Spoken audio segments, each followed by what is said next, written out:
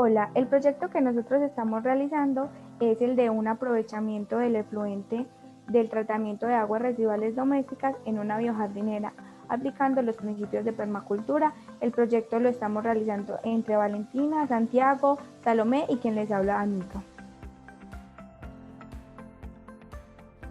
Bueno, para la intervención del terreno, lo que nosotros hicimos fue hacer una visita en la que buscábamos cómo evaluar las condiciones ambientales y los factores sociales que este tenía.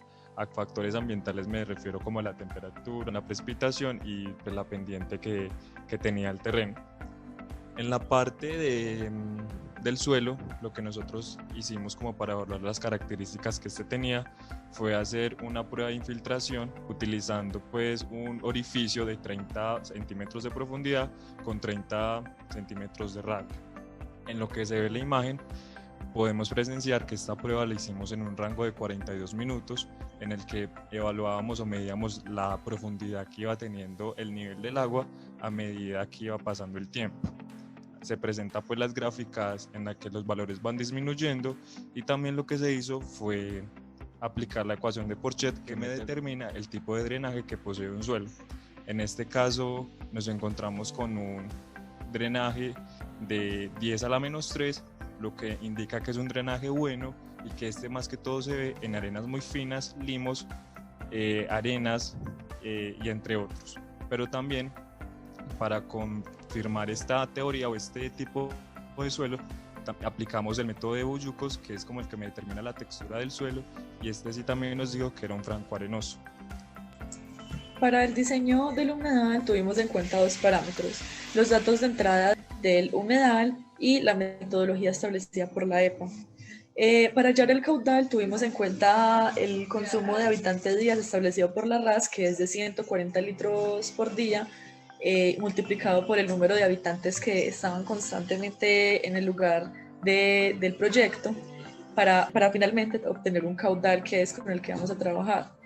El DBO del afluente también fue establecido por el pozo séptico y finalmente hallamos la carga orgánica con base a estos parámetros. En cuanto a la EPA, el DBO del efluente, que vendría siendo 25, es la remoción que esperamos nosotros para tener finalmente. La profundidad del agua, el medio, la pendiente y la K los sacamos también de la EPA. La porosidad fue con base a la grava media y gruesa. Hicimos un promedio para al final tener un resultado de 0.42. Ya finalmente hallamos el tiempo, el volumen, el área superficial, la relación ancho-largo 1-2, que también es establecido por la EPA, que nos dice que por cada unidad de ancho tenemos 2 de largo, y finalmente así fue como sacamos las dimensiones de nuestro humedal. Aquí podemos ver de una manera un poquito más gráfica lo que les estaba explicando la compañera Salomé. Es muy importante mencionar que la entrada tiene que estar a un nivel un poco más arriba que la salida, porque la salida, como su nombre lo indica, digamos que nos da el rebose por esta zona de acá, entonces por acá es por donde se va a estar yendo el agua. Esta tubería, por ejemplo, también tiene unos orificios adentro para que la captura del agua se haga como de una manera más uniforme, y la grava también es importante tenerla en cuenta porque, por ejemplo, un tamaño de grava menor, entonces la remoción va a ser mayor porque esta tiene mayor capacidad de absorción ya que tiene más área superficial.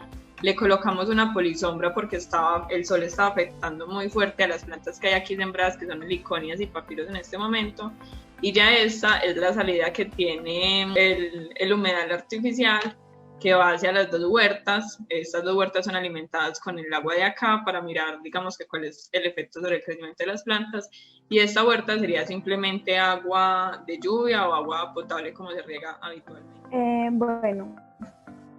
Teniendo en cuenta lo que dijeron ya mis compañeras y mi compañero, entonces empezamos a hacer la construcción del humedal.